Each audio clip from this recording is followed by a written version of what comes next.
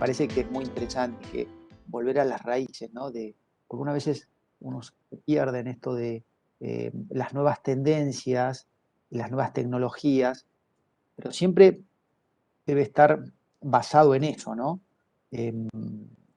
La base constitucional y convencional, ahora que también vamos a ver un poquito, pero me parece que es sumamente importante eh, volver a las raíces, porque cuando hay grandes cambios, cuando hay grandes modificaciones como la que estamos viviendo en la actualidad, me parece que algunas veces perdemos ese eje central que debemos tener y que nos ha formado a todos nosotros y nos tiene que seguir formando, es la Constitución Nacional.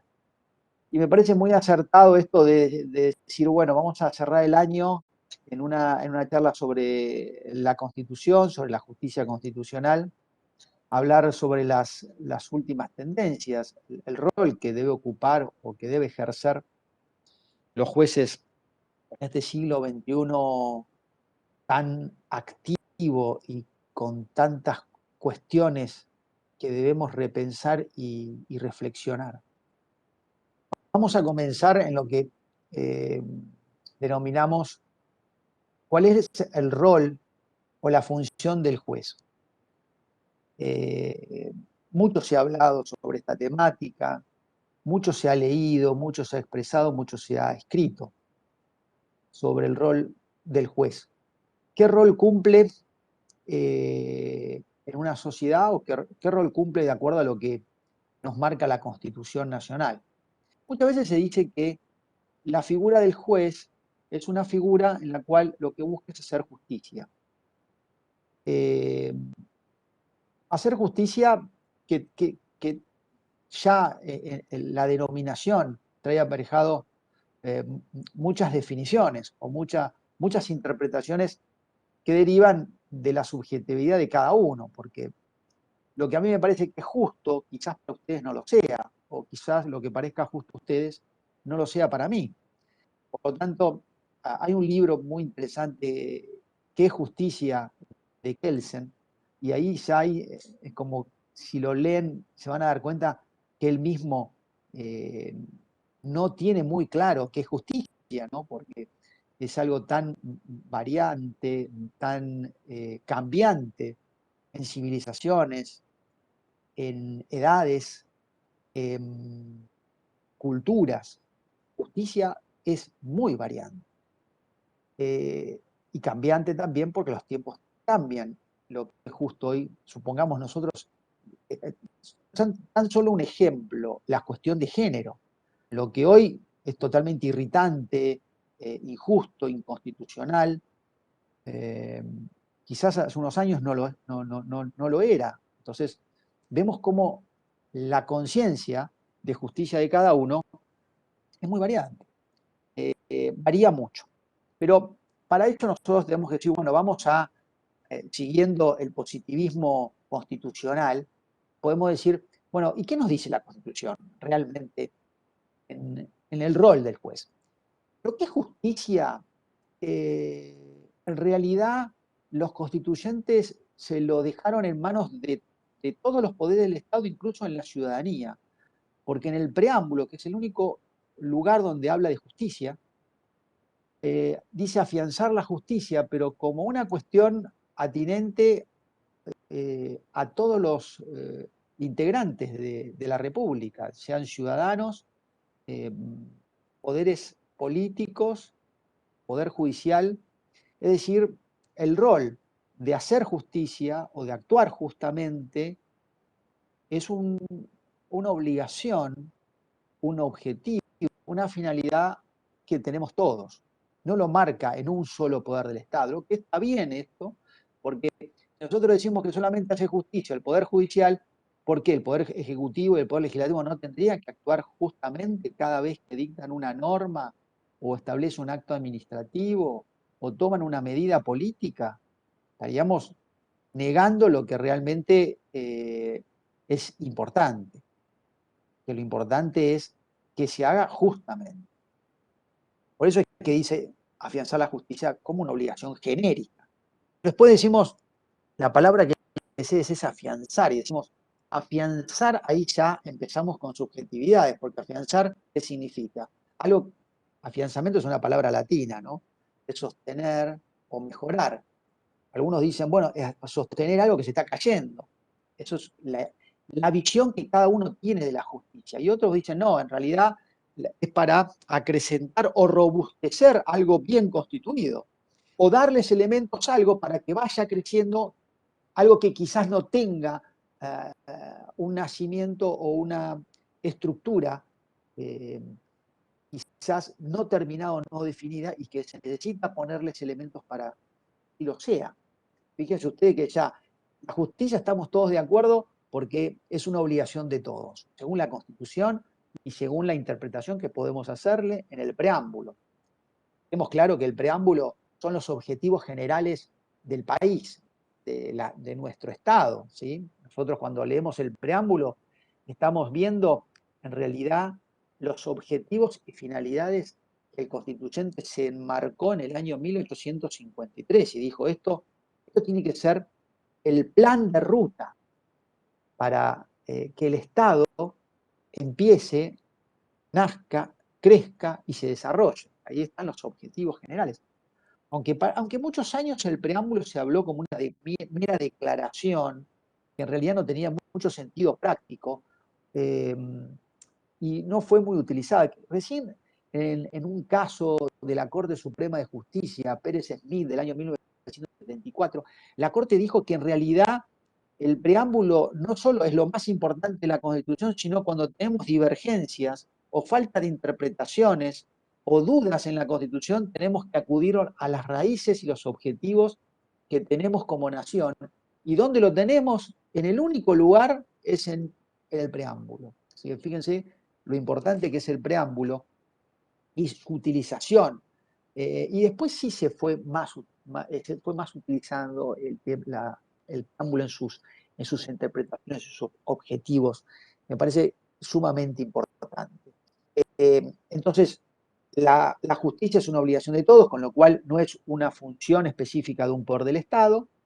El afianzamiento, podemos decirle que es algo que nosotros lo podemos ya interpretar subjetivamente, porque afianzar, nosotros decimos, bueno, sostengamos algo que se está cayendo, la justicia se está cayendo, y necesitamos participar para que no se caiga la justicia, o robustecerla, estructurarla con nuestras acciones diarias y nuestros aportes que medianamente siempre ayudan para fortalecer a la justicia.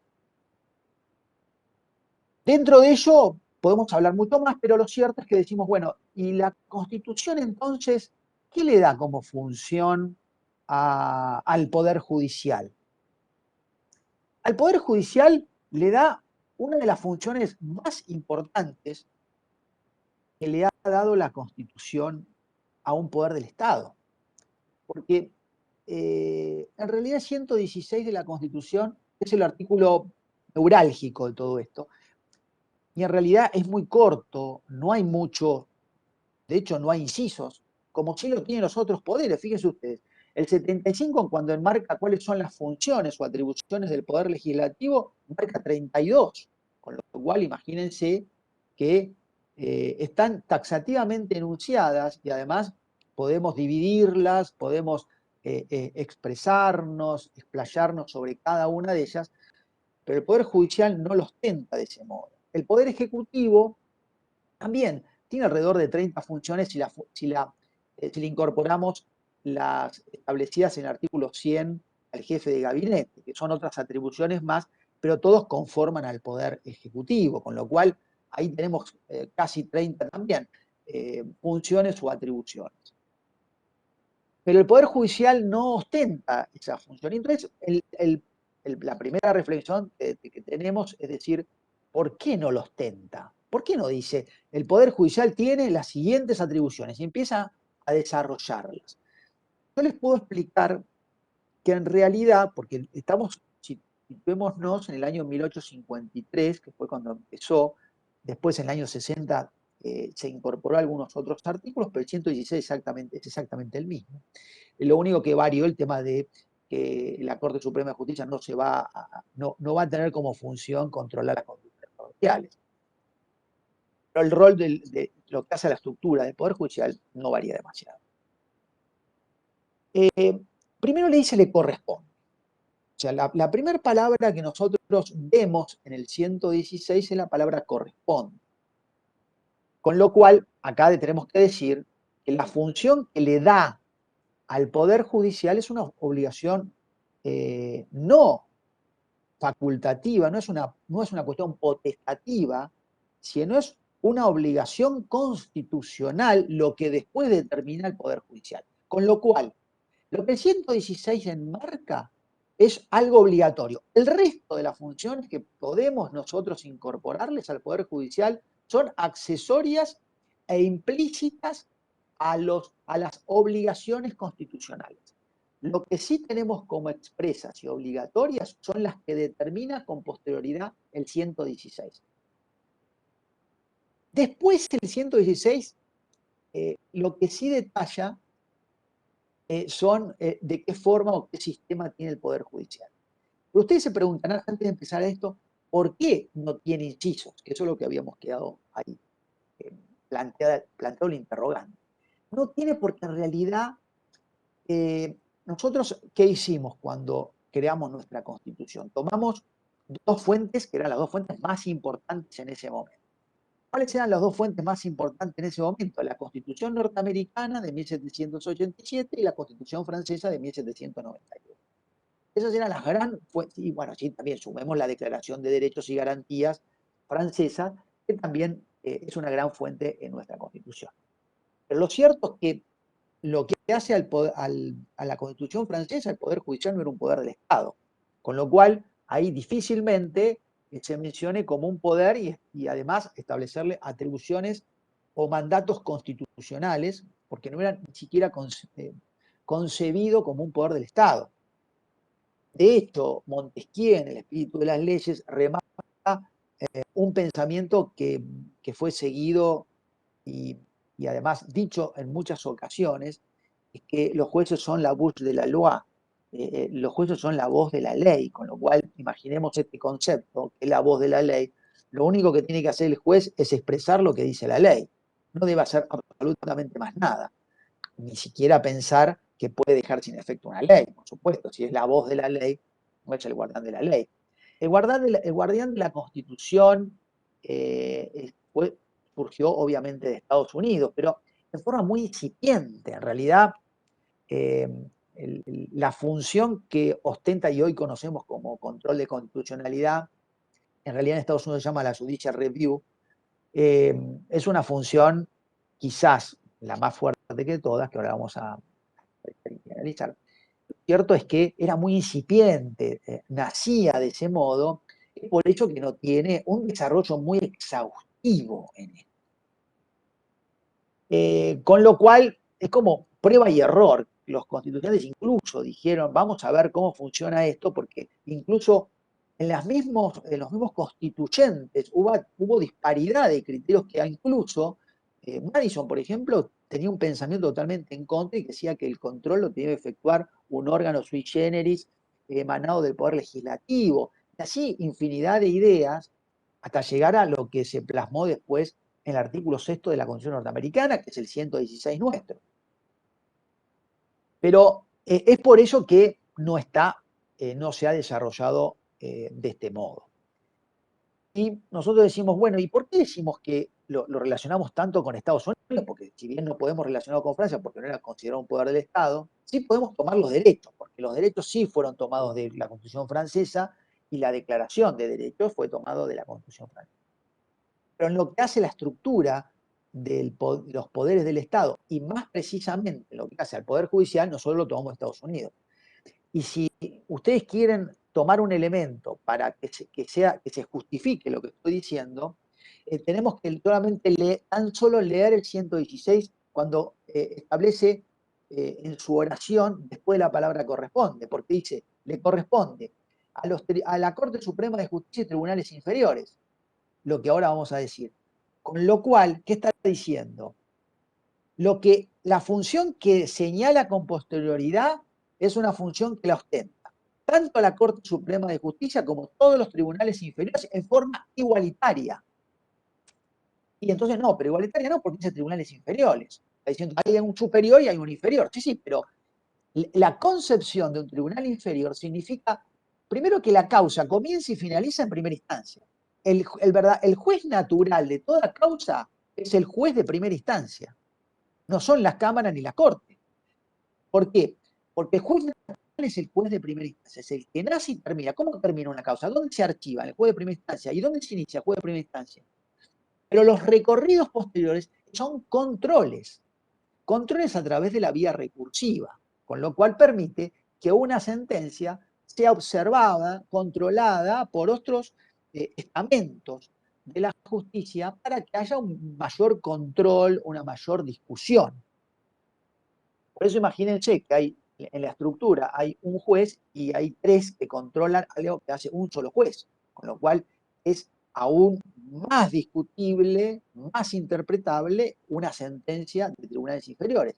Pero cuando marca inferiores significa instancias de control de la decisión del juez natural. Después sí, obviamente, que marca que la cabeza del Poder Judicial está en la Corte Suprema de Justicia, como órgano eh, organizador, administrador general del Poder Judicial. Sin perjuicio que después, en el año 94, creó otro tribunal dentro del Poder Judicial que es y ahora sí ejerce la administración del Poder Judicial, que es el Consejo de la Magistratura. Algo que hoy está en tela de juicio actualmente, que es muy actual esto, porque está por dictarse un fallo de la Corte con relación a cómo debe estar estructurada el Consejo de la Magistratura. Y por el otro lado, hay un proyecto de ley presentado por el Ejecutivo para modificar la estructura del Consejo de la Magistratura. El Consejo de la Magistratura, recuerden que es un órgano muy especial, no sacado de Estados Unidos porque nos fuimos del sistema norteamericano y nos centramos en el sistema europeo. Porque el Consejo de la Magistratura son órganos que están estructurados en el sistema europeo. Están en Francia, están en Italia, están en España. Nosotros lo tomamos más de España, la estructura más semejante es la estructura española. Ahí empezamos las mezclas, ¿no? A nosotros Argentina nos gusta mucho esto de las mezclas, ¿no? Nos gusta las carteras italianas, las carteras y los zapatos ingleses o franceses, pero nos gusta esa melange, ¿no? De cosas y le vamos incorporando cosas a nuestro sistema y lo hace tan híbrido, ¿no? Por eso que el Consejo de Magistratura no es un órgano de una estructura norteamericana. Pero la administración del Poder Judicial la ejerce el Consejo de la Magistratura de acuerdo a lo que dice el 114 de nuestra Constitución, lógicamente. Bueno, ahí está en discusión si una administración, ¿por qué la Corte tiene su propia administración si la administración es del Consejo? Otra discusión. ¿Y por qué tiene que ser, según lo que dice el presidente de la Corte, el presidente del Consejo, si son dos órganos diferentes? ¿Cuánto tiene que ser? ¿17 o 20? Que son las dos que están, ahora son 13 miembros y se está 12 miembros y 13 miembros o 17, se quiere sumar 20, pero por una cuestión de que todos los estamentos tengan proporcionalidad y que se disminuya los representantes políticos en el Consejo de la Magistratura. Es una discusión que hoy se está iniciando, todavía no se sabe. Pero bueno, continuemos en esto que estamos hablando. El Poder Judicial entonces está estructurado de un modo en que existen tribunales inferiores y la Corte Suprema de Justicia. Incluyamos obviamente el Consejo de la Magistratura que recién señalábamos. ¿Qué le corresponde entonces como obligación? El conocimiento y decisión, dice el 116. Conocimiento y decisión de todas las causas que versen sobre puntos regidos en la Constitución, tratados y leyes. Fíjese, todo esto es lo que nosotros tenemos que. Es toda la función del Poder Judicial. No hay más. Constitucionalmente, no hay más funciones. Con lo cual, y no hay una cuestión, obviamente que después hablamos implícitamente muchas más y podemos hablar mucho más de todo, pero lo cierto es que la Constitución lo enmarca en esto. Entonces, acá tenemos que empezar a analizar palabra por palabra. En primer término decimos que nuestro sistema es difuso. ¿El sistema difuso de qué? De control de constitucionalidad. Es decir, la Constitución le dijo, nosotros tenemos esta Constitución, pero el guardián de la Constitución, el que va a custodiar y resolver todos los conflictos que se susciten a partir de la creación de la Constitución, es el Poder Judicial. No hay otro poder del Estado. Los otros poderes del Estado tienen otra función. El único poder del Estado que tiene el rol principal de custodiar y resolver, no solamente custodiar la Constitución, sino resolver los conflictos. No solamente es el custodio, porque los constituyentes le dijeron, esta es la Constitución, al Poder Judicial, usted tiene que custodiar esta Constitución, ser el custodio de esta Constitución, velar por el cumplimiento de esta Constitución, se lo dio al Poder Judicial. Pero además le dijo, todos los conflictos que se susciten en causas, lo va a tener que resolver únicamente el Poder Judicial. Es el único poder encargado para resolver conflictos constitucionales. Conflictos constitucionales ilegales, conflictos convencionales y constitucionales ilegales. Es decir, esa estructura de función que diseñó el constituyente para ir resolviendo los conflictos se lo dio al Poder Judicial. No se lo dio otro poder del Estado. ¿Qué sistema nosotros tenemos? Que dice Corte Suprema de Justicia y tribunales inferiores en un pie de igualdad.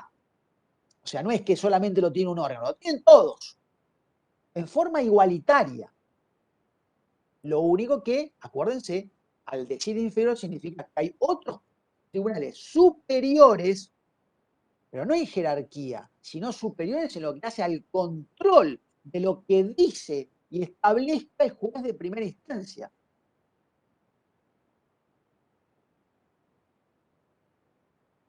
Es un sistema difuso completo.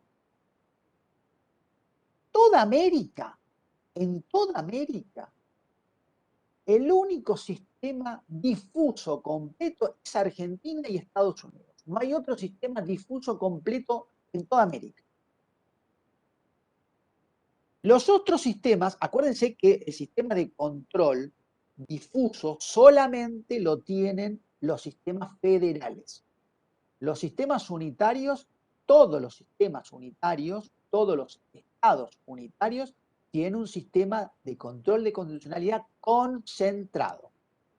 Pero que es una cuestión hasta lógica, es ilógica lo contrario. Porque el federalismo ¿a qué tiende? A tender a la descentralización. Y el unitarismo ¿a qué tiende? Al centralismo. Son las fuerzas centrípetas o centrífugas de poder. Con lo cual, obviamente, que los sistemas federales lo que quieren es que el poder se distribuya en todos los estados que componen el Estado federal. En cambio, el unitarismo lo que va a tender es a tener un solo Estado, centralizarlo y que el poder esté en un solo poder de Estado. Con lo cual es lógico que tenga un sistema concentrado, los sistemas unitarios, y los federales tengan un sistema desconcentrado o difuso. Entonces, ¿pero por qué digo que solamente la Argentina? Si federal y controles difusos existe en Brasil y existe en México, por ejemplo. Pero en estos dos sistemas tienen un sistema difuso mixto. ¿Por qué? Porque existe la posibilidad de iniciar una acción, o sea, en realidad la acción de inconstitucionalidad directa, o sea, en abstracto solamente la cuestión constitucional, en Brasil como en México, la pueden iniciar directamente, en realidad la deben iniciar, no es que pueden, no hay otra opción, la deben iniciar directamente ante el Tribunal Superior. No hay otra posibilidad. Como lo tienen en Argentina las provincias y la ciudad de Buenos Aires, que tienen esa posibilidad de establecer toda control de constitucionalidad en abstracto, es decir, solamente hablar de la constitucionalidad o no de una norma sin caso, sin causa, está determinado también en las provincias. Pero a nivel federal sigue siendo difuso completo. Como es en Estados Unidos. En Estados Unidos no se puede presentar una acción de inconstitucionalidad directa a la Corte norteamericana, ¿no? Es impensado. Además, los estados son mucho más fuertes que en Argentina.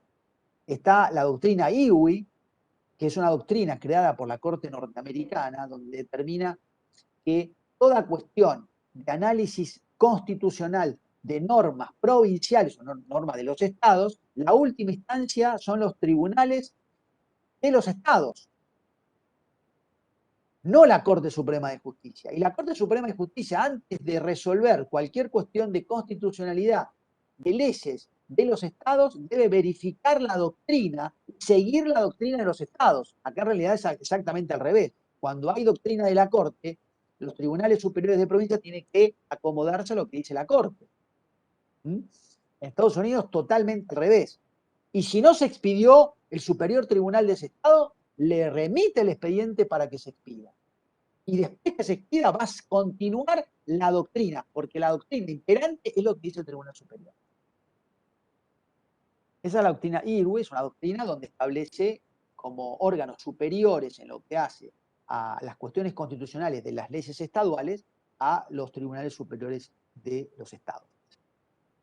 Entonces dijimos, tema argentino es un sistema difuso completo, un difuso completo muy especial, porque solamente existen muy pocos estados, pero, y es el custodio y el que resuelve los conflictos. ¿Pero por qué dijimos resuelve conflictos? ¿Dónde dice resuelve conflictos? En todas las causas. Y acá es algo muy interesante, porque el inicio de esta facultad que le da el constituyente al Poder Judicial en ser el custodio de la Constitución y ser el único órgano que resuelva los conflictos constitucionales, no lo hace en cualquier momento, ni en cualquier lugar, y no lo puede iniciar ni siquiera el propio juez. Porque la función, ¿saben cuándo se inicia esta función que le dio los constituyentes, que está en la Constitución? ¿Saben cuándo se inicia? Cuando empieza una causa. Cuando empieza la causa, renace aquí el custodio de la Constitución y el único poder del Estado que lo va a resolver. Pero solamente lo nace cuando empieza una causa. ¿Y cuándo empieza una causa? Cuando hay un conflicto. Cuando hay un conflicto fáctico y jurídico, decimos que hay una causa. Hay una causa judicial. Hay caso judicial. Entonces, ahí se inicia todo el rol y toda el función, no antes. Eso es que los jueces están atados a lo que dicen las partes, ¿sí? El límite que tiene en la función los jueces es lo que se peticiona o lo que peticionan las partes. Más allá de lo que dicen las partes, o lo que establezcan las partes, o lo que se establezca en la causa, no puede ir más allá. Pero esto lo estamos hablando en todas las materias, tanto civil como penal, porque usted me dice, no, penal no hay una persona, porque quizás hay una denuncia de un fiscal o hay una denuncia pública y el juez lo tiene que seguir, sí, pero no, para resolver esa causa no puede ir más allá, no puede tomar más medidas que no estén relacionadas con esa causa. Por ejemplo, no puede hacer un allanamiento o una escucha telefónica que no está relacionado con la causa, porque ahí está infringiendo, ¿sí?, el juez, además de una nulidad, su tarea específica. Estaría teniendo un rol y una función que no le corresponde y que, por supuesto, está en funciones y roles que no son acordes a la Constitución, con lo cual corre serios riesgos un juez cuando establezcan medidas fuera de una causa, ¿sí? Eso está muy ligado, tanto en una causa penal como en una causa civil, porque la civil ya quizás sí está más graficada esto, porque, claro, en la causa está una demanda y hay una contestación, a lo sumo una contrademanda, y está la contestación de la contrademanda. En estas cuatro cuestiones es el límite del juez. Y a partir de ese límite, el juez se puede mover con plena tranquilidad y además está facultado constitucionalmente para resolver ese conflicto. Entonces decimos que es sumamente interesante, sumamente importante, la cuestión atinente a cuál es el límite, porque le dice, usted es el que encargado, pero ojo, que tiene límites. ¿Y cuál es el límite? La causa. Caso. ¿Sí? Más allá del caso, es un ciudadano común.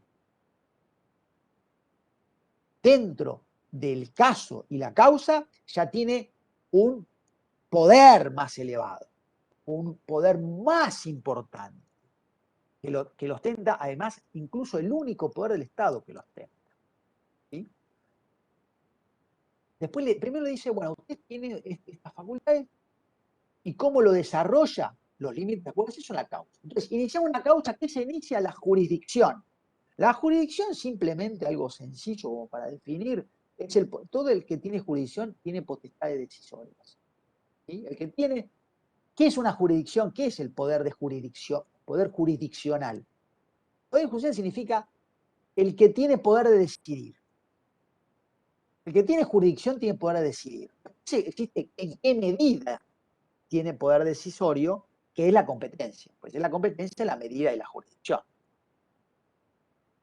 Con lo cual, por eso existe jurisdicción administrativa y jurisdicción judicial.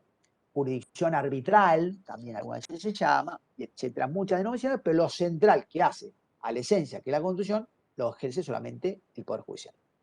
Y acá, si me permiten un obiter en esto, que es muy importante, el tema del juicio por jurado, que se habla mucho del juicio por jurado, que ahora se está implementando aún más, que además la Constitución lo establecía como una obligación, ¿no? El hecho de que todos los juicios criminales tienen que terminar en un juicio por jurado. Recién ahora se está empezando a implementar.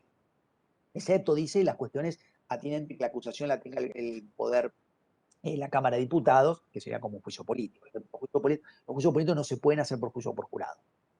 ¿Y qué otra cosa no se puede hacer por juicio por jurado? Porque lo que dice es juicios criminales. Lo que no se puede hacer por juicio por jurado, no se puede estar estableciendo nada sobre las cuestiones atinentes a 116, que es el control de constitucionalidad. ¿Sí? Las cuestiones constitucionales, para resolver cuestiones constitucionales, si es constitucional una norma, eso lo tiene que resolver la justicia, no lo puede resolver un juicio por jurado. ¿Sí? Pero sí la cuestión criminal, ¿no? Es decir, quién es culpable o quién es inocente. Entonces dice, bueno, usted tiene este límite, usted tiene estos poderes que le estoy dando, ¿y cómo lo ejerce? Bueno, en primer medida lo que tiene que hacer es tener conocimiento. Para ello tiene que tener una apertura judicial, es decir, el acceso a la justicia universal. Es decir, cualquier ciudadano puede empezar a iniciar una acción, sea de civil, penal, laboral, todo ciudadano, por lo menos en lo que hace a la presentación de la causa. Y después el juez, al tomar conocimiento, ahí sí puede decir, no, somos incompetentes, o no hay esto, o esta causa que quiere empezar no es real, o cualquier función. Pero lo que tiene que hacer, primero, el acceso a la jurisdicción universal e irrestricta. No hay forma y ninguna ley puede fijar un límite a este acceso. Pero sí, cuando se puede empezar a seleccionar, rechazar, aceptar, delegar, cuando decide. Por eso dice, toma conocimiento y decisión. La jurisdicción se basa en estos dos elementos, en tomar conocimiento y decidir. Y después le dice, ¿sobre qué? Muy específicamente, debe decidir sobre causas que versen sobre puntos regidos en la Constitución, tratados y leyes. Aquí es lo que hace entonces, de forma muy breve, concisa, cuál es el rol del juez. Entonces, a partir de aquí tenemos que decir, hay entonces variedad de jueces, de tipo de jueces, o hay variedad de función de juez. ¿Qué quiero decir con esto? Una cosa es decir, el juez tiene un rol decisorio, un rol de jurisdicción y de competencia determinada, de acercar a las partes, de resolver conflictos de familia, tiene muchos roles. Pero lo cierto es que nosotros tenemos que decir que la figura, función y rol del juez ha variado. Por eso dijimos lo que es el título, pusimos el título, el rol del juez en el siglo XX. ¿Por qué ha variado?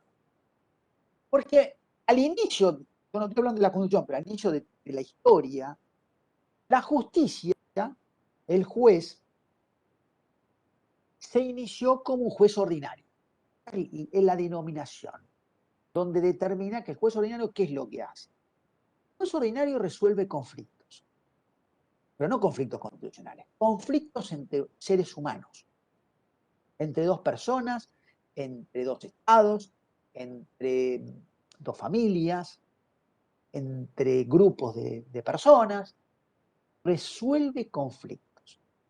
Cuando un juez resuelve conflictos, el rol del juez es un rol de juez ordinario, la justicia ordinaria, sea penal, civil, laboral, previsional,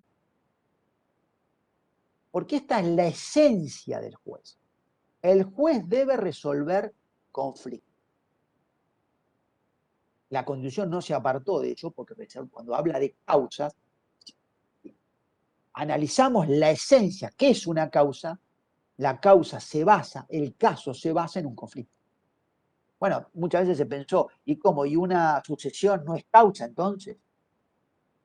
Porque es un juicio, porque es sucesión donde no hay conflictos, por ejemplo, no es una causa. Sí, es una causa porque en realidad lo que está fijando quiénes son las personas que van a estar cediendo jurídicamente, socialmente y económicamente a una persona.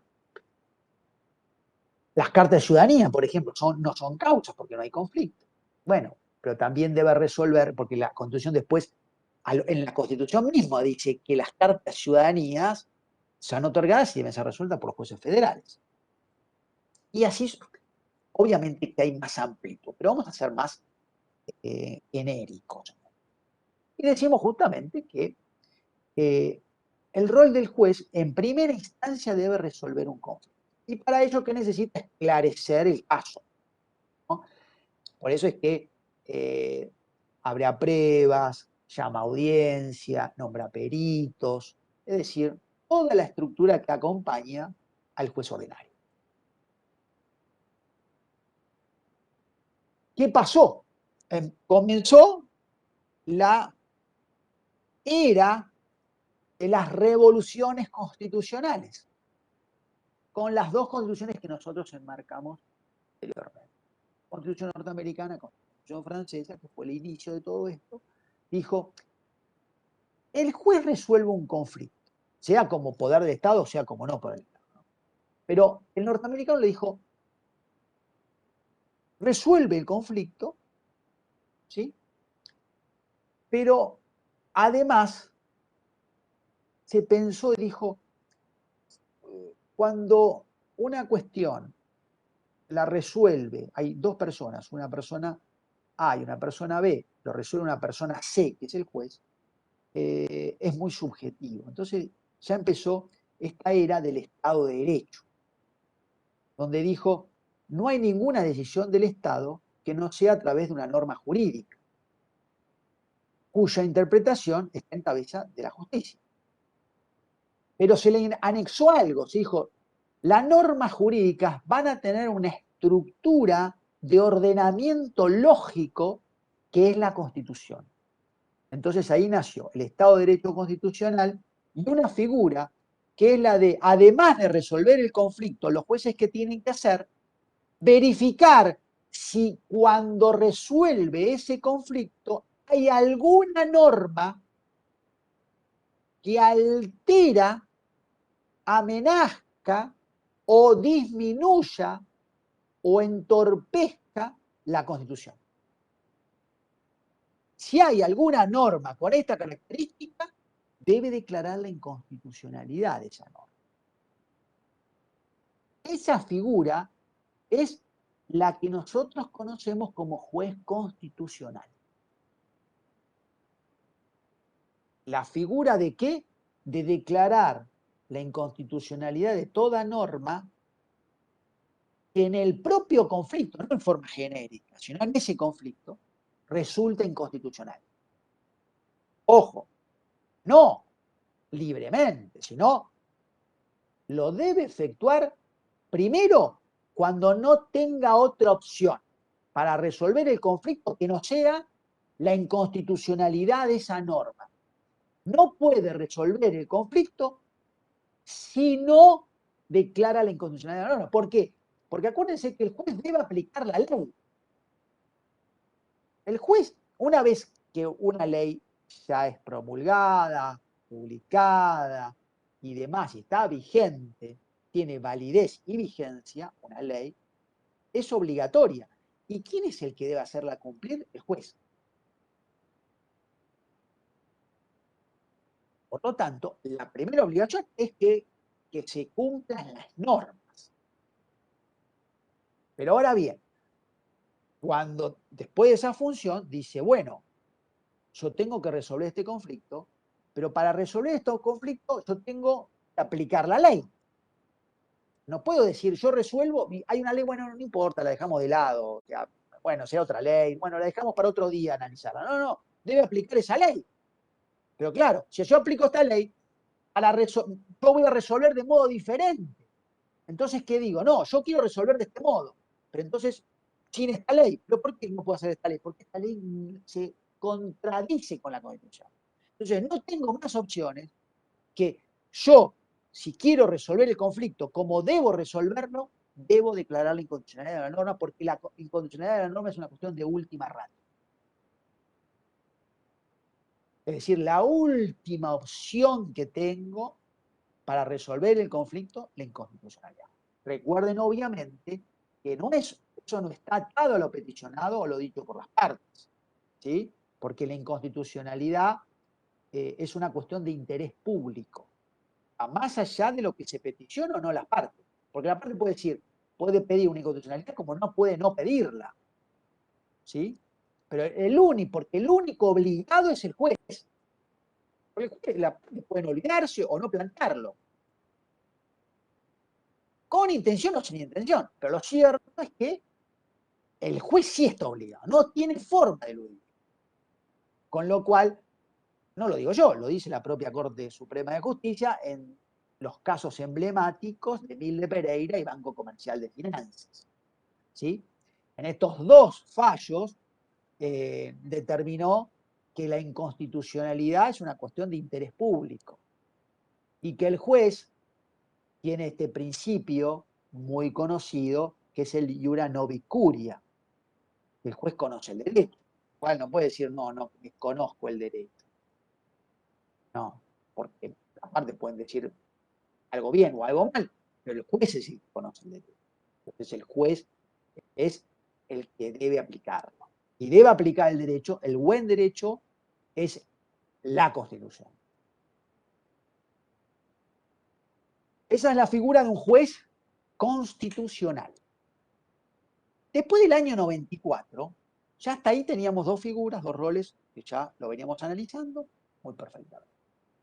Viene ahora la reforma del 94, algo que es sumamente alentador, algo que fue una brisa de aire fresco para la Constitución argentina, que son los tratados internacionales de derechos humanos. Porque estamos en eras globalizantes, donde muchos derechos ya no son derechos de los países, sino son derechos universales.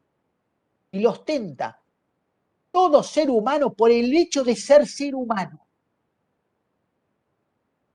sin restricción. Por eso se llaman derechos humanos. Y los tratados de derechos humanos, los constituyentes dijeron, vamos a fijar y tomar una postura de que estos 10 instrumentos internacionales tengan la jerarquía constitucional, tengan la misma jerarquía que la Constitución. Después lo dejó con una cuestión semi-abierta porque permite que con posterioridad se incorporen otros tratados, pero ojo, que la Constitución fue clara en el 75-22, porque dice otros tratados de derechos humanos. No puede incorporar un tratado de cuestiones económicas con jerarquía constitucional, porque dice tratado de derechos humanos. ¿Sí? Con lo cual ahora nosotros tenemos esto de decir, bueno, ¿y esto cómo se enmarca en la figura del juez constitucional? Acá empieza algo que ya sí, tenemos que, empieza la parte dura de esta carta. Porque hay muchos conceptos cerrados. La primera cuestión generalizada es que nosotros consideramos a que el juez constitucional es el abarcativo de todo. Pero tenemos que ver cuál es la herramienta que utiliza el juez constitucional que nosotros señalamos para determinar si ahora, con el 75-94, esa figura de juez constitucional se acrecenta o en realidad es compartida.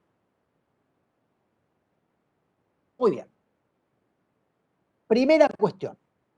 ¿El juez constitucional cuál es la herramienta que tiene? El control de constitucionalidad, sea a petición de parte o sea de oficio. ¿Sí?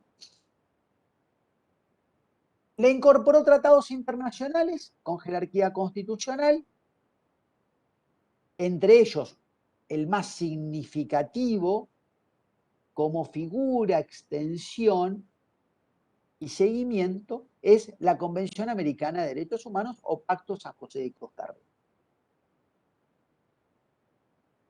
Aquí, como ustedes bien saben, la Corte Interamericana creó el control de convencionalidad de forma pretoriana a través de la Corte misma Interamericana Almonacid Orellano contra el gobierno de Chile. Mirna Marchán, en realidad, con un voto quizás concurrente, aislado, pero que fue tenido muy en cuenta, que creó el control de convencionalidad. Acá lo que tenemos que hacer es una cuestión muy importante. Se inicia otra figura que se llama juez internacional, no juez constitucional, juez internacional. ¿Por qué? Primera medida. El juez internacional no se basa en principios y herramientas constitucionales, sino se basa en principios, reglas, interpretaciones internacionales. ¿Por qué? Porque ¿quién interpreta los tratados, por ejemplo, la Convención Americana? ¿Quién establece la ampliación sobre protocolos facultativos, sobre protocolos adicionales, sobre opiniones consultivas? ¿Es la Corte Argentina? ¿Es la justicia constitucional argentina o es la justicia internacional? Algo muy importante, porque cuando hablamos de juez internacional, obviamente el juez internacional es un juez de derecho internacional general, donde se basa todos sus principios. Pero recuerden que el derecho internacional general ha crecido de tal modo que ha constituido varias ramas del derecho internacional. Y entre ellas, que una de las ramas más importantes, es el derecho internacional a los derechos humanos.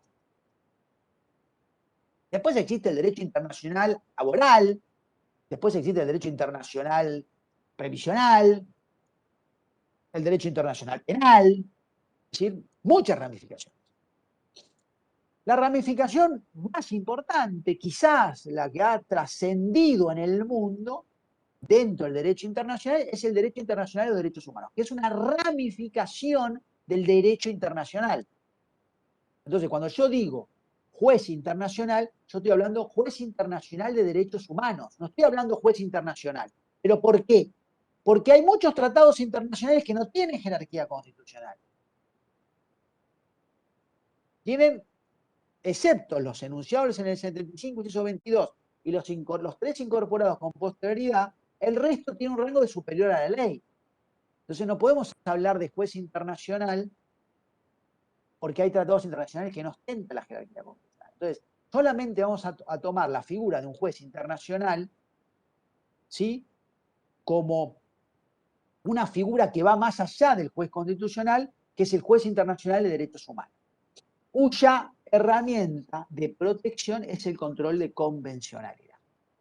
Después tenemos el 75, inciso 24, que quizás ustedes dicen, un tratado de integración está dentro del 75-22, es un tratado internacional.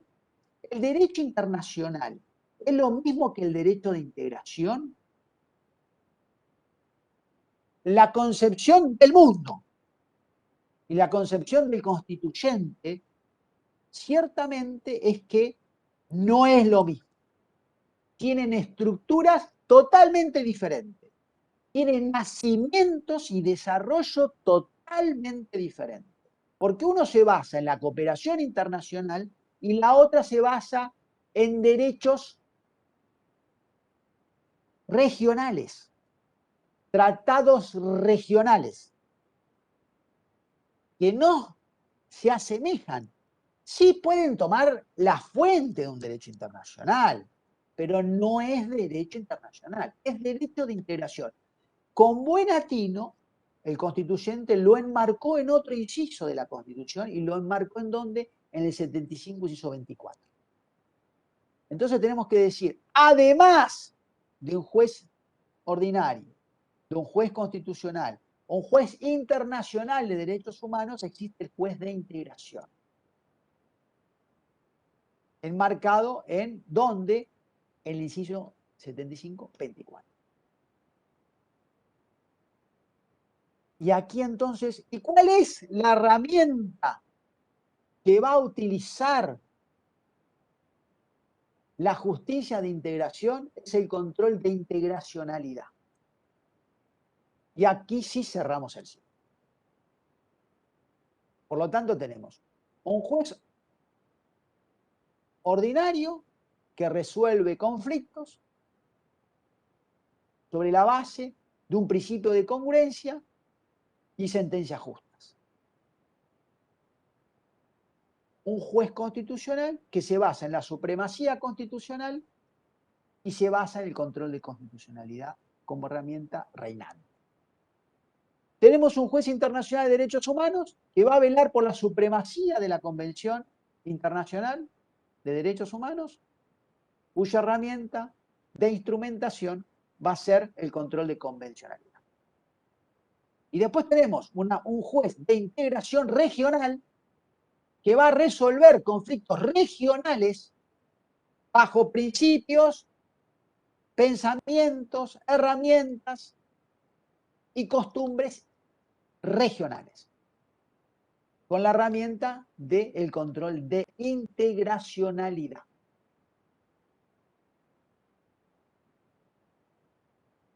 Un juez constitucional, con la herramienta del control de constitucionalidad, puede declarar la inconstitucionalidad, otro la inconvencionalidad y otra la falta de integracionalidad.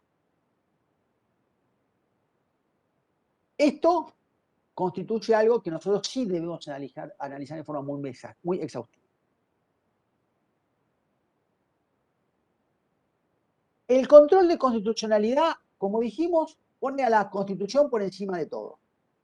Pero por el otro lado tenemos el control de convencionalidad que pone a la Convención por encima de todo.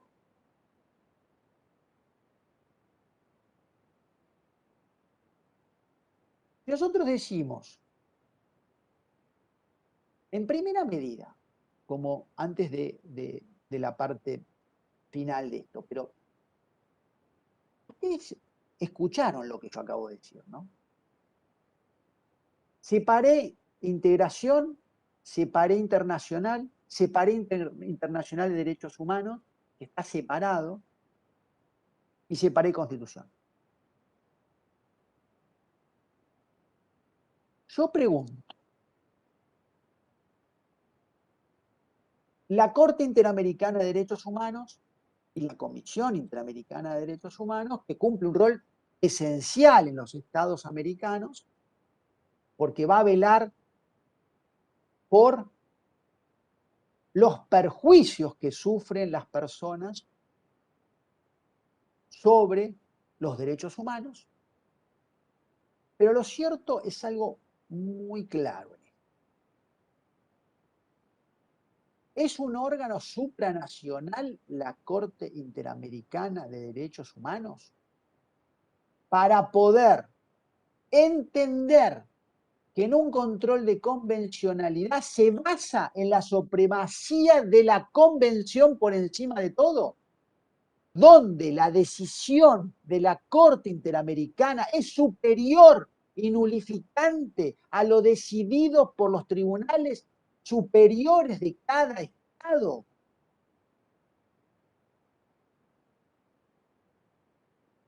Para tener esa función, yo les anticipo que debe ser un órgano supranacional. O sea, debe ser un órgano superior a todos los estados. Yo les pregunto, hay dos cuestiones, esto sí, son pequeñas perlas.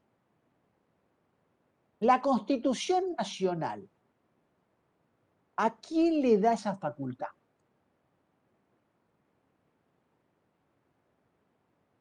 La facultad de ser un órgano supranacional. ¿A quién les parece que se lo dio? Si se lo dio a alguien. No pueden decir, no, no se lo dio a nadie. Bueno, está perfecto. No se lo dio a... Bueno, vamos a ver. ¿A quién dicen que se les dio? Vamos a ser más rápido esto. Automáticamente ustedes a quién piensan. ¿Se los puedo decir yo, por lo que están pensando ustedes? ¿A la Corte Interamericana? ¿O no? ¿O ustedes piensan otra cosa?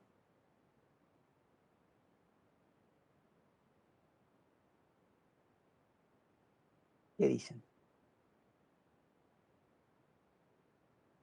Es muy raro esto. Según el caso Fontevecchia, no, doctor. Bueno, ahí está, el caso Fontevecchia es muy esclarecedor. Pero yo les voy a decir algo. El caso Fontevecchia es algo que ahora justamente iba a decir algo, pero ¿saben a quién se lo dio en la Constitución? Estoy hablando de la Constitución, ¿eh? No interpretaciones, creaciones pretorianas, no estoy hablando de nada de eso. ¿Saben a quién se lo dio? Pero se lo dio, no es que lo estamos interpretando. Ustedes lo leen y lo van a escuchar, lo van a poder observar. Lo que digo yo. A los tribunales regionales. Lean el 7524. ¿Lo tienen a mano? Fíjense ustedes que dice, le da como facultad al Poder Legislativo delegar jurisdicción y competencia a órganos que supranacionales. ¿Saben lo que significa supranacional? Que la decisión de ese órgano está por encima del propio Estado argentino. El constituyente se lo dio a los tribunales regionales, al derecho de integración. Pero entonces dice, ¿pero cómo? ¿Por qué no se lo dio el juez al derecho internacional? Porque no existe.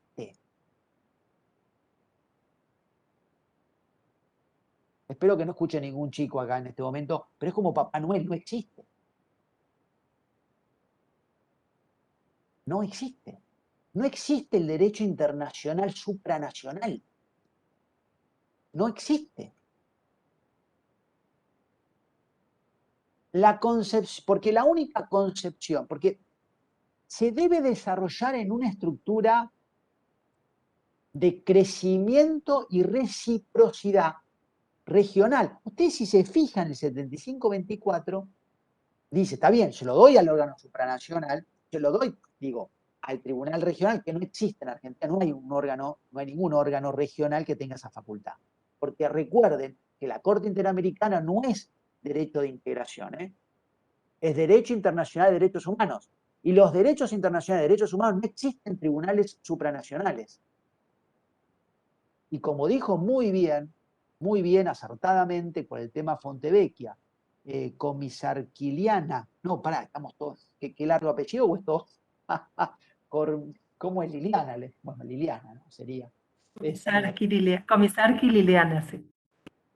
Sí, Comisarqui Liliana. Bueno, muy bien. Como bien señaló el caso Fontevecchia. El caso Fontevecchia es para que nosotros no tengamos en otra cosa, pero lo cierto, pero es muy importante esto, pero lo cierto es que constitucionalmente estoy hablando, ¿no? Pero no necesitamos eruditos en la materia constitucional, sino solamente leer, es lectura. ¿Sí? Dice supranacional. Pero ustedes se preguntan, ¿cuál es en realidad, en dónde en el mundo hay órganos supranacionales? En Europa. Pero Europa tiene como el sistema político parlamentarista, tiene por un lado el jefe de Estado y por el otro lado el jefe de gobierno. Nosotros nos gusta todo junto, entonces lo pusimos todo en un presidente. El presidente, jefe de Estado, jefe de gobierno, jefe de la administración, jefe de la fuerza política, es el jefe, gran jefe. En Europa no existe. Eso está totalmente dividido. ¿Sí? Por más que ustedes me digan, no, el jefe de gabinete es el jefe de la administración, sí, pero el responsable político de la administración, lo dice la Constitución, ¿quién es? El presidente. ¿Y quién elige al jefe de gabinete? El presidente. ¿Y quién lo saca al jefe de gabinete? El presidente. Pero tiene moción de censura. Sí, pero la moción de censura tiene el mismo voto que un juicio político. Es el mismo quórum que se necesita para estar al presidente. O sea, no es una moción de censura. Moción de censura es cuando se va controlando la función del jefe de gabinete. Que no es ese caso. Debe cumplir una información periódica que muchas veces no se cumple. Y a partir de allí empezar a controlar y darle, una vez que el sistema parlamentarista dice, bueno, va el jefe de gobierno y da un informe, y después inmediatamente lo votan. O sea, es como en una asociación cuando se rinde cuentas, presenta balances, ¿no? En una asamblea ordinaria. Presentan balances, bueno, ¿qué están los balances? ¿Están de acuerdo? Sí, estamos de acuerdo, aprobamos. Esa es una moción de apoyo. Y si no, lo censuran. Moción de apoyo o de censura. Bueno, lo cierto es que en Europa existe un tribunal de Luxemburgo y un tribunal de Estrasburgo. El de Luxemburgo es el tribunal de la Unión Europea. Es un tribunal de justicia que es supranacional. Lo que decida el tribunal de Luxemburgo de justicia es supranacional. Es decir, lo que decida está por encima de todos los estados. Es decir, está encima de todos los poderes judiciales. Pero esto tardó 50 años en hacerse, donde los estados empezaron a establecer un principio inicial básico, que es la reciprocidad e igualdad. Y si ustedes leen el 75-24, dice, le delego supranacionalidad, ¿pero en qué ámbito? De igualdad, reciprocidad, respeto de derechos humanos y respeto del sistema democrático. Pero le da en realidad los dos principios, los otros dos son más actuales, pero los clásicos son dos, reciprocidad e igualdad. Es decir, a partir de allí, ¿qué hacen los estados? Bueno, hay reciprocidad, hay igualdad, empecemos a negociar y crear un tribunal que vaya por encima de mi propio estado. Y además, la propia Constitución le dice, le delega jurisdicción y competencia. Pero ¿qué ocurre? Creció más el derecho internacional de derechos humanos que el regional. El regional, ¿cuál es el tribunal regional por excelencia? Un tribunal de arbitral, un tribunal permanente de revisión del Mercosur. Digo, eso es lo máximo que tenemos. De hecho, de paso, no sé, hace 2 años que yo no escucho nada, no ha resuelto absolutamente nada. Creo que es una opinión consultiva que fue el año pasado, por una cuestión, una opinión consultiva que le pidió el Parlamento del Mercosur, y no escuché más nada. Pero la Argentina ya, o sea, no necesita reforma constitucional para crear un tribunal regional que sea supranacional al estilo del Tribunal de Luxemburgo. ¿Y cuál es el semejante de la Corte Interamericana de Derechos Humanos? Es el de Estrasburgo, de Derechos Humanos. El Tribunal de Derechos Humanos Europeo, como la Corte Interamericana de Derechos Humanos, es el Tribunal Europeo de Derechos Humanos, que es el de Estrasburgo. Y hablan con cualquier europeo, le preguntan sobre el Tribunal de Estrasburgo y le van a decir inmediatamente, no, no es un tribunal supranacional para nada, no existe un tribunal supranacional de ese estilo. En el Tribunal Europeo, sí en el Luxemburgo. El otro no, es un tribunal coadyuvante, complementario. Y ahora sí, nos remitimos al caso Fontevecchia, que fue el que mejor resumió todo esto, porque, como dijo recién la doctora, en ese caso sí fijó el concepto. Dijo, no es supranacional. ¿Sí? No es un tribunal nulificante de sentencias que son pasadas a autoridad de cosas juzgadas por nuestro propio tribunal. Además, citó dos casos, el caso Fontevecchia, que la propia Corte Interamericana de Derechos Humanos dijo, no soy órgano nulificante, no soy cuarta instancia revisora, soy coadyuvante y complementario. Lo que dice el mismo preámbulo de la Convención Americana. De hecho, cuando dictó el caso Fontevecchia, a regañadientes y diciendo que de todo, que la Corte Argentina, pero termina diciendo, bueno, nosotros nunca dijimos que somos nulificantes, nosotros no queremos la nulidad, sino lo único que queremos es que por lo menos se nos señale en el caso que este fallo, la Corte Interamericana ha interpretado que es contrario, ¿sí?, a la interpretación y funcionamiento de la Convención Americana. Es una leyenda que ustedes lo van a ver en los anales de la Corte, de los fallos de la Corte Argentina. En estos minutos que me quedan, entonces, ya por lo menos quedó claro algo. En Argentina no existe, no hay un órgano supranacional.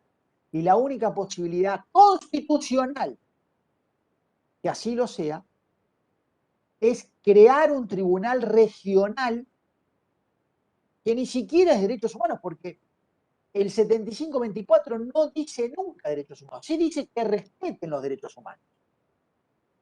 ¿Sí? Con lo cual está diciendo, bueno, tiene que tener una visión de respeto a los derechos humanos por lo pronto y tiene que tener una visión de respeto a los del sistema democrático, pero basados en dos principios, igualdad y reciprocidad. Es decir, reciprocidad significa lo que yo delego de jurisdicción y competencia lo delega usted también en su Estado. Y además en un pie de igualdad. No hay ningún Estado que tenga en su voto mayor posibilidades que las mías. Por supuesto que los jueces no son que representan a los estados, pero en la elección todos participan en forma igualitaria.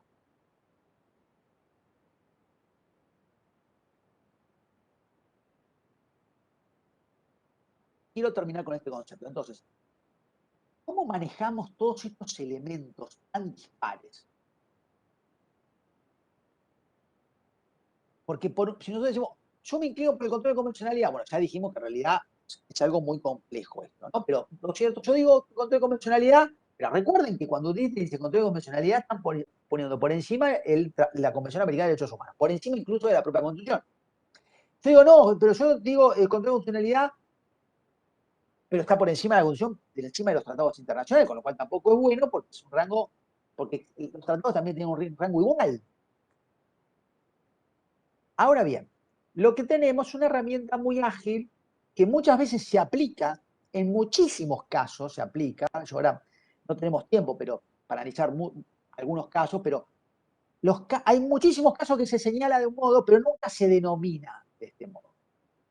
Pero yo como una cuestión de determinar un nomine iuris y decirle, bueno, porque si no parecería que no existe una herramienta, pero existe una herramienta incluso que se utiliza pero no se nombra, que es la ley constitucional. ¿La ley constitucional qué es? Primero, lit es una palabra latina que deriva de la palabra latina lis o litis, que significa combate, pelea, disputa, contienda de razones y argumentos. Por lo tanto, la lid es conflicto. ¿Conflicto qué? Constitucional, porque se suscita dentro de la propia Constitución. Entonces, si se suscita dentro de la propia Constitución, es un conflicto constitucional. Esa es la herramienta que nos puede solucionar esto. ¿Pero por qué? ¿Cuál es el problema en todo esto? El inconveniente que nosotros tenemos es que cuando nosotros tenemos que resolver algo, tenemos que utilizar nuestras fuentes. Las fuentes son todos los elementos que nosotros tenemos para decir. Esas son fuentes. Es la definición más rápida. ¿Qué son fuentes? Es todas las herramientas y todos los elementos que nosotros tenemos para decir. Por eso se llama fuente primaria, secundaria, externa, interna, se llama de diferentes formas, pero lo cierto es que las fuentes son los elementos y herramientas que yo tengo para decidir el conflicto o el caso. ¿Sí? Entonces, ¿cuál es la cuestión acá tinente? Es que yo tengo que resolver con la Constitución y con qué? Con 13 instrumentos internacionales que tienen jerarquía constitucional. Y además, con la interpretación, principios, costumbres, jurisprudencia de la Constitución argentina y de los 13 instrumentos internacionales. Y la pregunta es, ¿qué ocurre si hay un conflicto? ¿En qué forma se puede suscitar esto? En que yo tengo que aplicar alguno de los dos porque los dos se contradicen. Es decir, puede contradecirse la Constitución con un tratado o el tratado con la Constitución.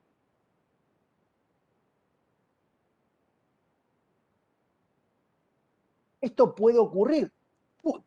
Ocurre muchísimas veces.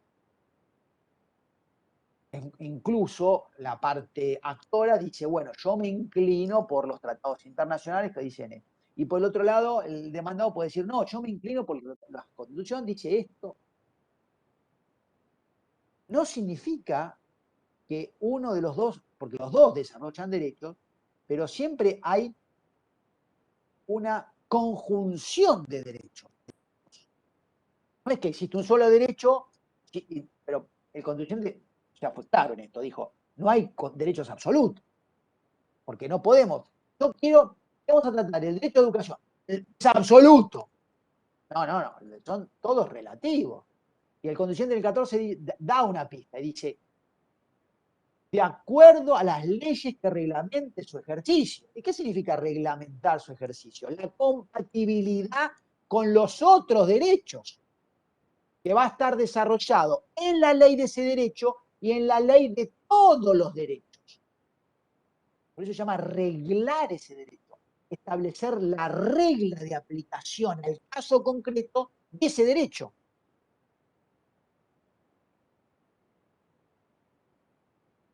Por lo tanto, puedo tenerlo. Hay muchos casos que, por ejemplo, puede ser que diga un Estado, incluso, miren lo que les voy a decir, amparándose en tratados internacionales de derechos humanos, puede incumplir derechos humanos. Ustedes dicen, ¿cómo? Y el 26 lo permite. Por ejemplo, cuando habla algo muy interesante que quieren principios novedosos del derecho convencional, es el principio de progresividad y no regresión, y no regresividad, ¿no? Que dice el 26, que dice todos los derechos deben crecer en forma progresiva y de ningún modo puede un derecho ser regresivo, ¿sí? Es el principio de progresividad. Que dice, el Estado está obligado a que los derechos humanos sean progresivos en la medida de los recursos disponibles. Y muchas veces Argentina, como pícaramente algún otro Estado de América, dice, yo no tengo recursos disponibles para cumplir con ese derecho, amparado en el 26. Y después se van a la Constitución y dice, bueno, pero la Constitución está marcando que existe un derecho que es obligatorio para el Estado que debe ser cumplido. Y los recursos disponibles, bueno, nos podemos interpretarlo de un modo que muchas veces lo ha hecho la Corte Interamericana de Derechos Humanos dijo, ojo, recurso de policía no es que significa lo que le sobra a un Estado va a cumplir con los derechos humanos, sino el cumplimiento de derechos humanos es prioritario en los recursos para la aplicación de los derechos. Por lo tanto, existe la posibilidad de crear un conflicto entre la Constitución y los tratados. Entonces, tenemos la ley constitucional, que es una herramienta muy ágil, porque nos enmarca en algo muy simple. Nosotros no vamos a hacer y no vamos a poner de ningún modo un rango superior ni a la Constitución ni a los tratados internacionales de derechos humanos. No lo vamos a hacer, y lo que sí vamos a hacer es un estudio de armonización. O sea, no vamos a hacer ni un test de constitucionalidad, no vamos a hacer ni un test de convencionalidad. Vamos a hacer un test de armonización. Siempre que haya un conflicto entre un tratado internacional de derechos humanos y la Constitución. Nada más.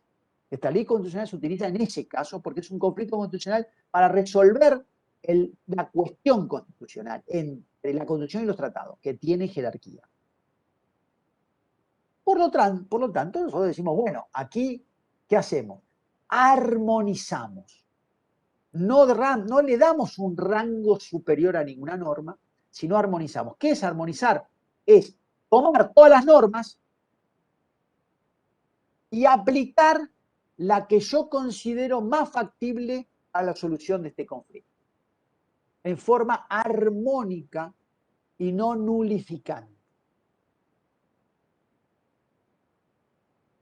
Yo voy tomando la norma o la parte de la norma más adecuada. Incluso puedo tomar una parte de la Constitución, una parte de los tratados, pero sin poder de nulificador.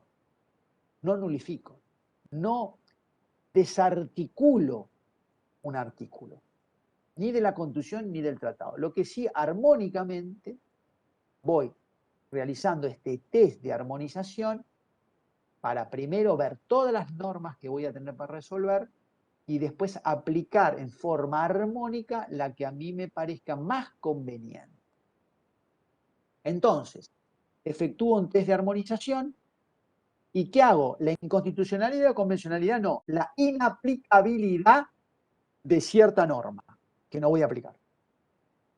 Sea un artículo de la Constitución o sea un artículo del Tratado Internacional de Derechos Humanos.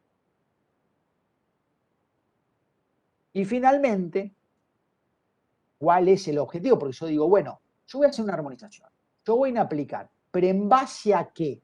¿A una Constitución o a un Tratado Internacional de Derechos Humanos? A ninguno de los dos. Porque acá sí hay una nueva visión del juez del siglo XXI, que es una visión neopositivista. Neo-iusnaturalista.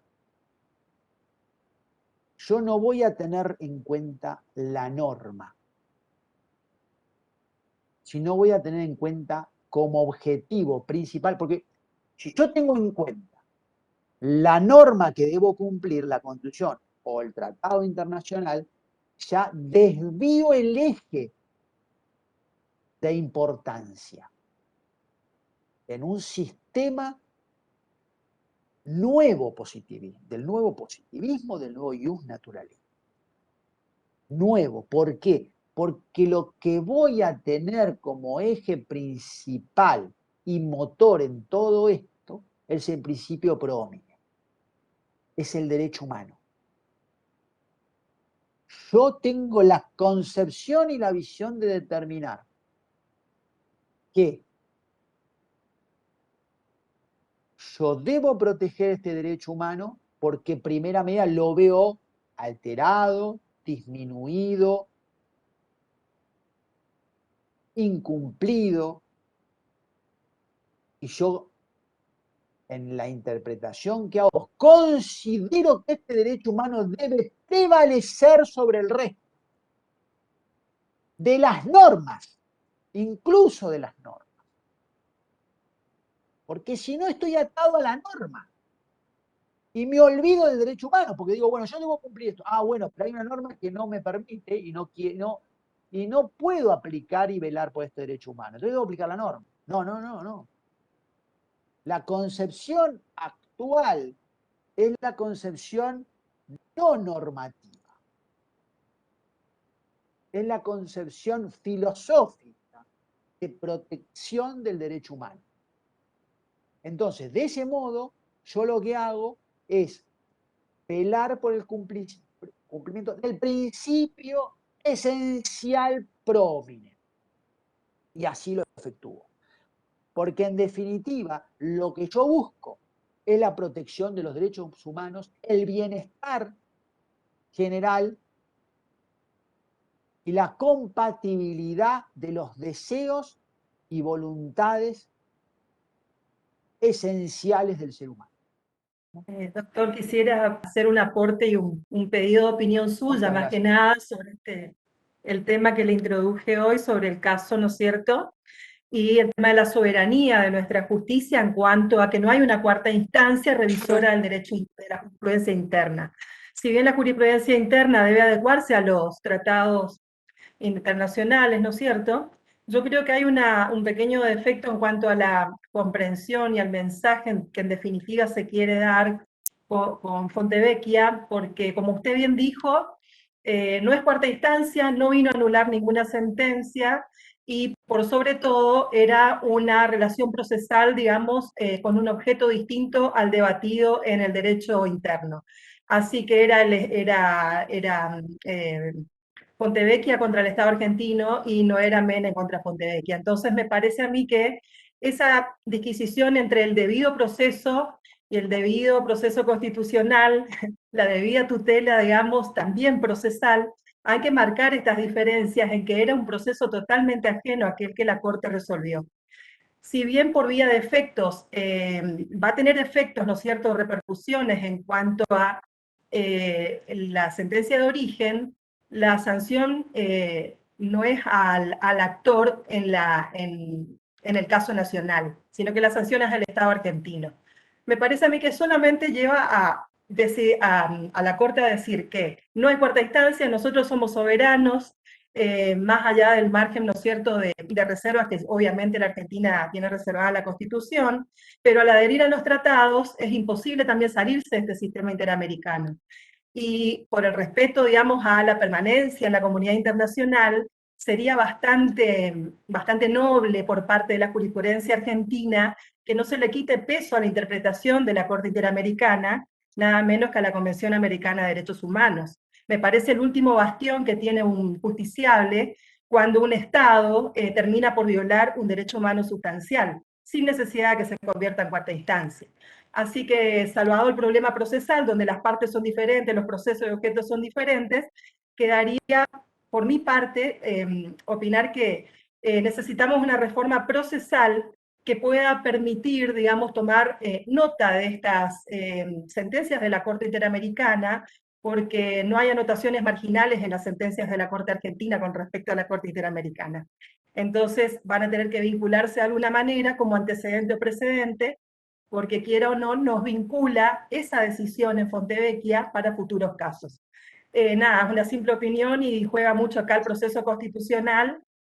Puedo estar muy equivocada, pero es la sensación que me dio al estudiar el caso y las implicancias, digamos, y alcances de la discusión, o el diálogo que se produjo entre ambas cortes con respecto a sus competencias y alcances en sus respectivas sentencias y su ámbito de poder, digamos, ¿no? Gracias, doctor. Yo creo que esto da para un seminario nuevo, ¿no? Porque son muchas cuestiones acá las que hay que hablar, ¿no? Porque creo que el caso Fontevecchia no se termina nunca, es como una gran fuente de cosas.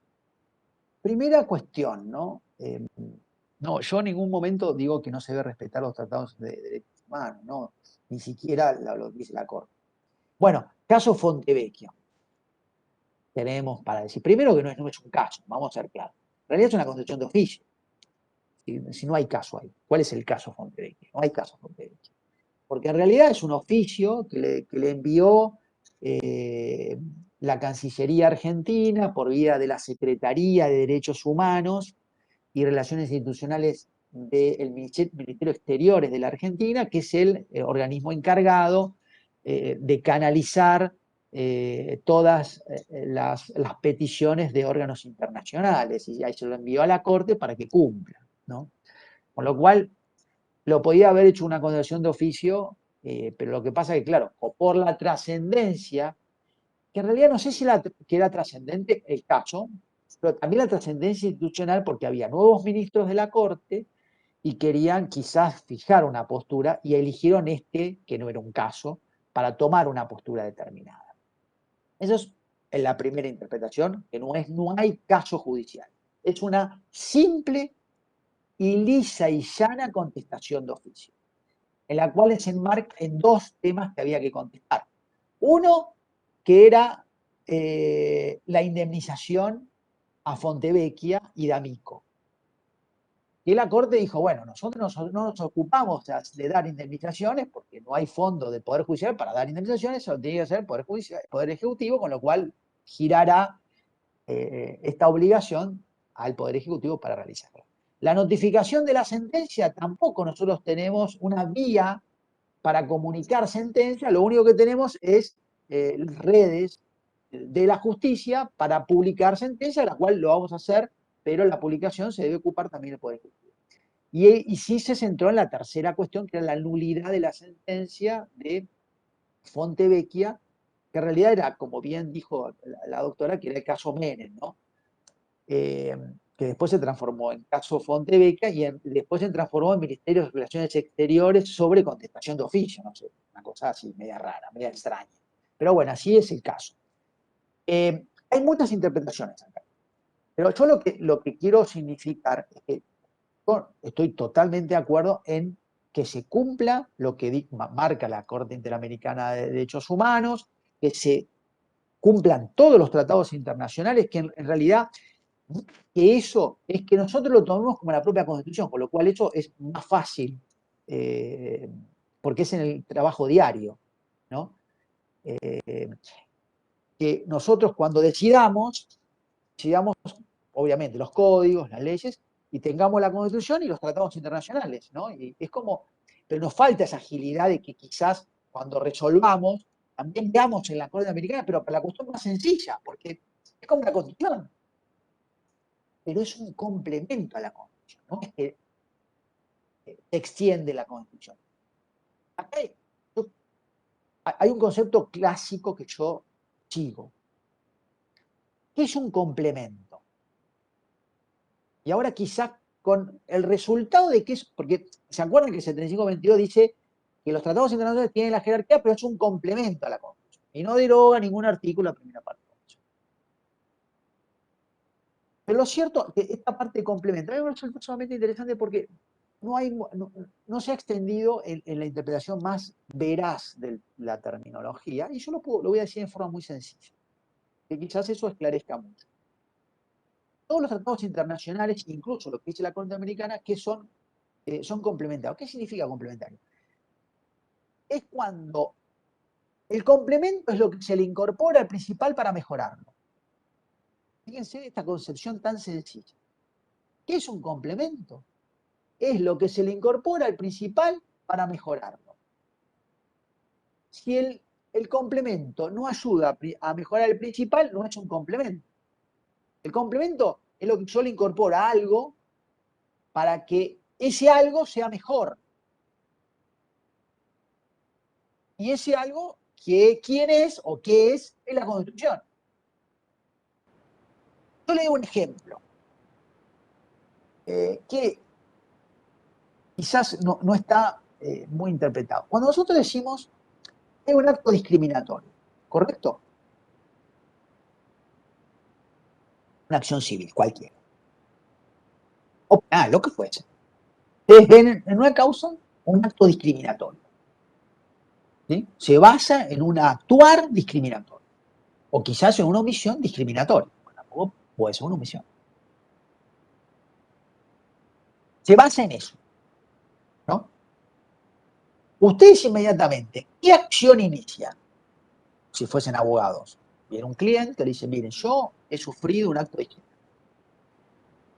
El constituyente dijo, siguiendo pensamientos y regulaciones internacionales, que cuando hay un acto de discriminación, el discriminado no es solamente la persona, sino el colectivo de esa persona, que tiene la misma característica de esa discriminación. Con lo cual, fíjense ustedes dónde ubica caso de discriminación en el 43, párrafo segundo de los amparos colectivos. ¿Por qué? Porque una sola persona que se sienta discriminado no es una acción individual, sino es una acción colectiva. ¿Por qué? Porque ese daño es el daño a las mismas personas que sienten o puedan sentir esa discriminación, que es producto quizás de una cuestión de género, una cuestión de religión, una cuestión de edad, una cuestión de raza, una cuestión de ideas políticas, sociales, culturales, religiosas, pero el damnificado en sí no es una sola persona, sino todas esas personas cuyas características se asemejan a esa discriminación. Entonces, ¿qué dijo? Amparo colectivo. Eso es lo interesante que sí. Pero cuando decimos discriminación, la Constitución marca qué es o quién puede ser factible de una discriminación. No, aquí entra el complemento. Está el principal diciendo discriminación. Necesitamos algo que nos complemente, es decir, ¿quiénes son las discriminaciones? Que es lo que acabo de decir yo, pero que está regulado en una norma. ¿Dónde lo tenemos? En la Convención Americana de Derechos Humanos. En infinidad de fallos de la Corte Interamericana de Derechos Humanos que dicen que es discriminación. Incluso se revierte la carga probatoria, que no lo dice la Constitución. ¿Pero quién lo dice? La Corte Interamericana. Entonces, ¿qué no? Por eso, lo que quiero decir, que cuando la Corte dice, quizás algunos pueden decir, bueno, fue muy tajante, quizás tuvo que haber dicho, o no lo tuvo que haber dicho, porque suena a que no lo quiere cumplir. Pero lo cierto es que el complemento es para esto. El complemento no es para decir, vamos a revisar todos los fallos de la Corte y vemos cuál es nulo y cuál no es nulo, sino la función esencial. Lo que pasa es que ha crecido mucho y nosotros después tenemos que verlo cómo va funcionando todo esto. Pero lo cierto es que el complemento es para esto, es para decir cómo se debe llevar a cabo, cuáles son los verdaderos actos discriminatorios. Además, el artículo 9 es taxativo. Dice, todas las personas que puedan seguir, y ahí marca, por cuestiones religiosas, sociales, culturales, y ahí ya tenemos todas, porque nos va a complementar a ese principal que está solitario, que es discriminación. Una palabra. ¿Entienden cómo funciona lo de complementariedad? Y ese fue el pensamiento cuando se creó la Convención Americana de Derechos Humanos y le dijo, bueno, ¿y quién va a ser el custodio? ¿Quién va a ser el que va a actualizar los complementos que van a necesitar los estados para que la Constitución sea cada vez más fuerte? La Corte Interamericana.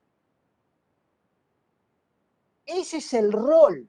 Lo que ocurre es que, claro, los estados han dicho cualquier cosa. Hay fallos de Argentina, de Perú, de Colombia, que, claro, han pasado la línea de lo que es la protección de un derecho. Ese complemento se transforma en principal y le da sombra al principal. Pero que en realidad, entonces, ¿cuál es la culpa? Y la culpa es de haber hecho malas sentencias, malas normas. Pero eso nos alerta, pero no quiere decir que esa es la función esencial. Es lo único que quiero decir. Claro, pero lo que ocurre es que en la ley, es una ley física, los vacíos, ¿qué pasa? Tienden a llenarse, excepto Stephen Hawking, que dice que los agujeros negros tienen otra característica, ¿no? Pero en la física, no en la astrología, que tiene otra concepción de los vacíos, la física lo que dice es que los vacíos tienden a llenarse. Entonces, hay un vacío esencial y existencial en toda América de que ¿cómo podemos hacer ante sentencias que alteran flagrantemente los derechos humanos? Entonces, ¿qué hicimos? En Argentina, en México, en Brasil, en todos lados, tomamos los fallos de la Corte Interamericana de Derechos Humanos, que en realidad ya pasaron de ser complementos a principales. Pero claro, pero no debemos, lo que me parece a mí que es no olvidarse que el rol es este, pero no significa que no lo utilicemos o que no haya cumplido funciones de principal, ¿sí? Que muchas veces ayudaron a que constituciones como Chile, por ejemplo, tengan cuestiones de irritación de desigualdades por cuestiones religiosas.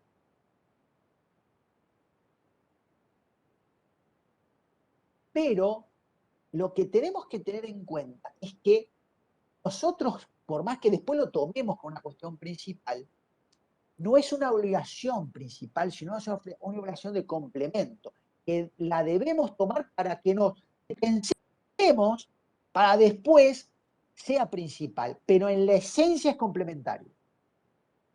Pero no solamente lo digo yo, lo dice la propia Corte Americana, lo dice incluso la propia Corte, en el caso posterior de Fontevecchia. Por eso es que digo, y que creo que es conveniente, obviamente, una reforma o una cuestión de regulación de los casos de la Corte Interamericana de Derechos Humanos. Incluso hay estados que ha dictado leyes de aplicación de las sentencias de la Corte Interamericana de Derechos Humanos. ¿Cómo se pueden ir aplicando? Que es una discusión más sana que la de decir, bueno, o es principal o es complemento. Si es complemento no lo aplico. Y entonces, y el otro dice, no, es un principal y tengo que no cumplir la Constitución. Porque es una discusión que trae aparejado muchas tensiones. Y de hecho, esta contestación de oficio, que es Fontevecchia o Ministerio de Relaciones Exteriores, como se quiera llamar, lo cierto es que es una lucha de poder.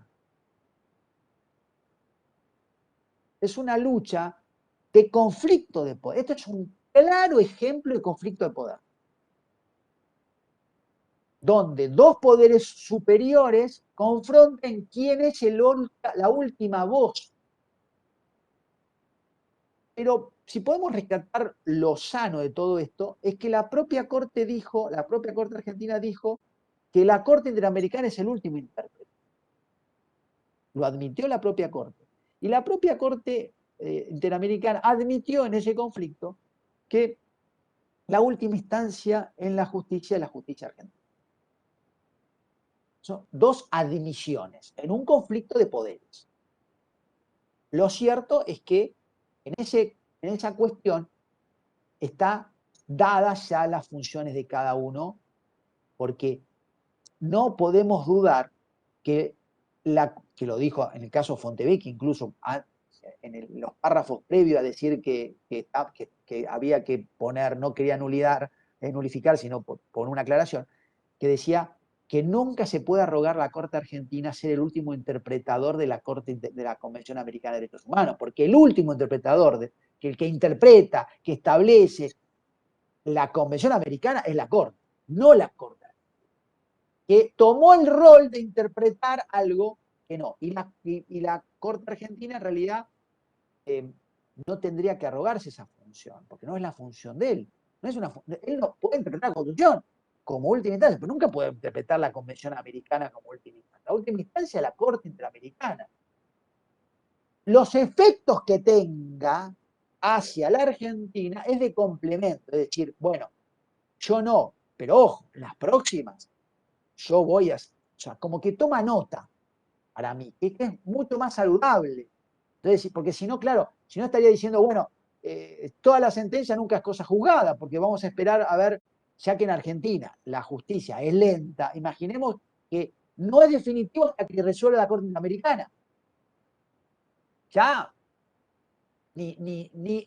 nuestros nietos sabrán cómo termina una sentencia. Y nuestros hijos no, los nietos, porque imagínense que el caso mismo Fontevecchia lo resolvió en el año 2011 y 2000 fue cuando se le dio, con lo cual hubo 10 años que se tomó la Corte Interamericana en resolver el caso Fontevecchia. 10 años, ¿no? Y ahí también tiene que volver a verificar la Corte Interamericana esta cuestión del tiempo razonable, porque declara nulidades de fallos de las cortes internas de los países porque no cumple el plazo razonable. Y la Corte Interamericana tarda 10 años o 15 años en resolver un caso. Entonces, digo, ¿eso es tiempo razonable? No es un tiempo razonable para resolver una cuestión. Podemos decir que como es complementario, no modifica el Estado. Pero si después lo consideramos Estado, 15 años es un montón de tiempo. Parece un tiempo demasiado excesivo, con lo cual la Corte tendría que verificar y ver, tomar menos casos y resolver más rápido. Y quizá resolver más sintético, porque los fallos son muy largos, quizás, y resuelve en tiempos muy lentos para lo que necesita cada Estado, ¿no? Porque imaginemos que después de 15 años, 10 años, más otros 10 o 15 años que tiene la justicia argentina son 20, 30 años. Tiempos normales, yo tengo 50 años, a los 80, entonces voy a saber cómo es la sentencia. Es algo muy... hay una inseguridad jurídica muy grande, ¿no? Pero bueno, lo mejor es esto de considerar y ver las cosas buenas de este caso, que me parece que los tiene. Creo que se resolvió y quedó claro en este conflicto suscitado de poderes, donde cada poder qué función tiene y qué rol tiene cada uno. Ellos mismos dijeron, bueno, es complemento, pero no olvidemos que el complemento es una ayuda para mejorar el principal. Eso tenemos que tener en cuenta. No que no nos asustemos con la Corte Americana cuando dice, uy, declara la Corte Americana, es todo nulo. No, no, es complemento. Es que vos tenés que tomar en cuenta esto, no para el caso, porque el caso ya pasó. Porque además, imaginemos también una cosa muy importante. Estaríamos alterando el derecho de defensa. ¿Y por qué digo esto? Porque el caso Fontevecchia D'Amico, ¿sí?, de la Corte Interamericana, no se citó nunca a Menem. Entonces, con razón o sin razón, o con una ligereza porteña, dijo, el abogado de Menem dice, yo no voy a pagar algo que no fui parte del juicio. Que en parte tiene razón. No obtuvo el derecho de defensa, ¿no? Supongamos que lo condena. Que la Argentina dice, bueno, condénese a devolver la plata que obtuvo, ¿no? Transformando y declarando en nulidad. Dice, bueno, si declara en nulidad, tiene que volver las cosas al estado anterior. Entonces, ¿qué tiene que hacer? Devolver la plata. Entonces dice, bueno, pero sin perjuicio de la plata, que era quizá lo más importante, que no querían devolver nada, pero lo cierto es que es retroceder algo. Y para vos, que te quedan unidad, por lo menos tenés que darle el derecho de defensa. Y recuerden que es Fontevecchia D'Amico contra el Estado argentino, no contra Menem. Y a Menem no se lo citó nunca. ¿Pero por qué? Porque no es un juicio contradictorio, sino es el cumplimiento de derechos humanos de un Estado, impulsado o iniciado por una persona particular. Entonces, es diferente al caso argentino, a los casos que se inician en la justicia. Son diferentes, pero son un muy importante complemento que nosotros tenemos que tener en cuenta. Además, lo ven con una visión más objetiva, más a la distancia, escépticos en lo que hace a las cuestiones políticas, culturales, sociales. Por eso me parece sumamente interesante tomar lo que dice la Corte y los tratados internacionales en todas estas cuestiones, pero de este modo, pero sin alertarnos, sin llamarnos la atención, sin alarmismos, sino sí con inteligencia en lo que hace a que sepamos que esos son complementos y que debemos empezar a tenerlos en cuenta para ir incorporándoles al principal, para que ese principal sea cada vez más fuerte. Bueno, ya estamos terminando, así que bueno, muchísimas gracias y como siempre a disposición.